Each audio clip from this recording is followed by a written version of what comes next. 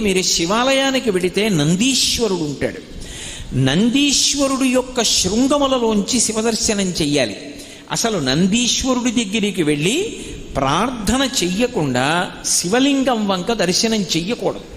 నంది దగ్గరికి వెళ్ళి మొట్టమొదట ప్రార్థన చెయ్యాలి.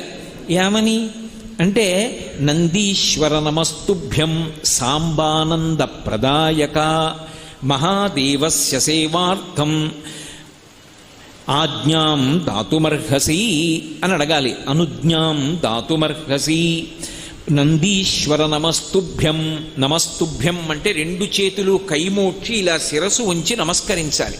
నమస్కరించి, ఓ నందీశ్వర నీకు నమస్కరిస్తున్నాను. ఎవరు నువ్వు? సాంబానంద ప్రదాయక. సా అంబ ఆనంద ప్రదాయక.